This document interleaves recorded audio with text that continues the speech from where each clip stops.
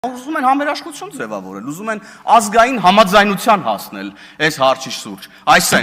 այսենց ուզում են ազգային համերաշխության հասնել, ոնց որ եկել են կտրիչի ուրեմն իրավունքներն են պաշտպանում այստեղ այս մարդիկ, նախորդ խորհրդարանում էլ հիշում էինք Ղարաբաղի դրոշներն էին բերել այստեղ դրել,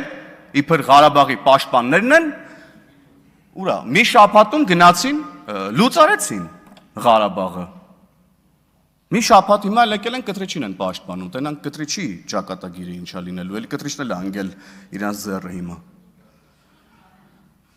Այս հանրային համերաշխությունն են ուզում այս մարդիկ, ուրեմն վերականգնել, ուզում են էլի վերականգնեն այն համերաշխությունը, որ կարա երկրի ղեկավարը ոչ թե սաղմոսներ ասի, այլ անգամ հայրմերը չիմանա։ Ուզում են վերականգնեն այդ, որտեղ իրանք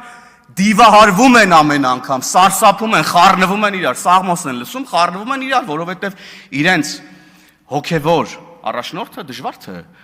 կարողանա իրար հետևից մի 3-4 հատ սաղմոս ասի, սահուն կերպով։